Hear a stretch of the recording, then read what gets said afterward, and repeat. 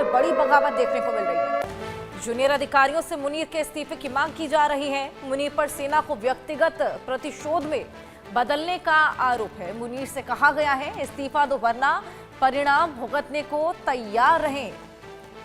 इस्तीफा दो वरना परिणाम भुगतने होंगे। जूनियर अधिकारियों ने ये मांग उठाई है। यहां पर मुनीर पर अब आफत बरसने लगी है। सेना में बगावत के सुर छिड़ गए हैं।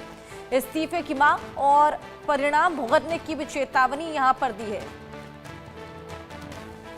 तो मुनीर पर ये शिकंजा चेतावनी यहां दी गई है इस्तीफा देने की। बेहद बड़ी बगावत यहां पर पाकिस्तान की सेना में देखने को मिल रही है।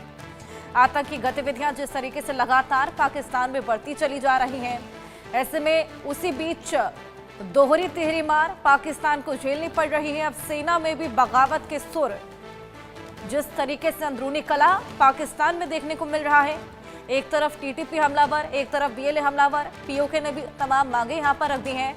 ऐसे में सेना में भी अब बगावत के सुर छिड़ गए हैं और उसी बगावत के सुरों के बीच मुनीर पर आफत बरसी है।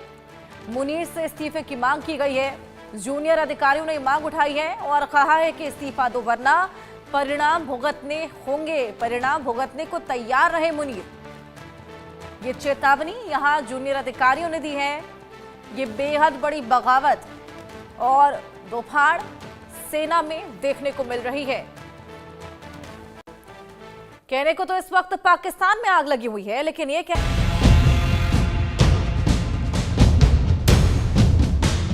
बलूचिस्तान लिबरेशन आर्मी ने कोई भी कसर नहीं छोड़ी है, फिर वो चाहे ट्रेन हाईजैक करना हो या फिर सेना के काफिले पर हमला। और अब पाकिस्तान के लिए पीओके से टेंशन देने वाली खबर आ रही है। इस खबर के सामने आने के बाद से प्रधानमंत्री शहबाज शरीफ और आर्मी चीफ मुनीर बेहद घबराए हुए हैं। इन्हें समझ नहीं आ रहा है अब करें तो क्या करें।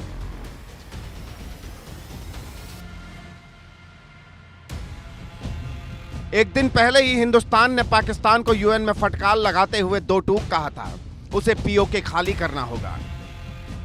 Madam president, India is compelled to note that the delegate of Pakistan has yet again resorted to unwarranted remarks on the Indian Union territory of Jammu and Kashmir. Such repeated references neither validate their illegal claims nor justify their state-sponsored cross-border terrorism. Jammu and Kashmir was, is, and will always be an integral part of India. Pakistan continues to illegally occupy the territory of Jammu and Kashmir, which it must vacate. We would advise Pakistan not to try to divert the attention of this forum to drive their parochial and divisive agenda. India will refrain from exercising a more elaborate right of reply. बार बार टिप्पणी करने से उनके अवैध दावे सही नहीं हो जाएंगे। नहीं पाकिस्तान समर्थित सीमा पार आतंकवाद को सही ठहराया जा सकता है। हम पाकिस्तान को सलाह देंगे कि वो अपने एजेंडे को आगे बढ़ाने के लिए यूएन जैसे मंच का इस्तेमाल न करें। जम्मू कश्मीर भारत का अभिन्न हिस्सा था, है और हमेशा रहेगा। पाकिस्तान ने जम्मू कश्मीर पर अवैध रूप से कब्जा कर रखा है, जिसे उसे खाली करना होगा। भारत वैश्विक मंचों पर अपनी संप्रभुता पर सवाल नहीं उठने देगा। भारत की फटकार से पाकिस्तान अभी संभल भी नहीं पाया था। पीओके से पीएम शहबाज शरीफ और आर्मी चीफ मुनीर के लिए डेंजरस मैसेज आ गया। पाकिस्तान के बलूचिस्तान और खैबर पख्तूनख्वा में भड़की विद्रोह की आग पीओके तक पहुंच गई है। पीओके में विस्थापितों ने सरकार के खिलाफ जोरदार प्रदर्शन शुरू कर दिया है। ये पीओके के डीपी को पूर्ण पैकेज और 12 विधानसभा सीटें देने की मांग कर रहे हैं, जिसके चलते पीओके में भारी तनाव फैल गया है। इन सबके बीच पीओके से धमकी दी गई है, अगर उनके विद्रोह को दबाने की कोशिश की गई तो भयानक जवाब दिया जाएगा। संयुक्त अवामी एक्शन कमेटी के नेता राजा गुलाम मुस्तफा का कहना है, अगर हम पर अत्याचार किया गया तो हम भागेंगे नहीं, बल्कि वापस पलटवार करेंगे। पाकिस्तानी सेना को बलूचिस्तान की तरह शव नहीं मिलेंगे, बल्कि उन्हें मंगला डैम में शव मिलेंगे। माना जा रहा है अगर हालात बिगड़ते हैं तो पाकिस्तान सरकार के लिए इस विद्रोह को शांत करना मुश्किल हो जाएगा। पख्तूनख्वा में पीओके में बहुत बड़े पैमाने पर पाकिस्तान के खिलाफ जो है नारेबाजी हो रही है।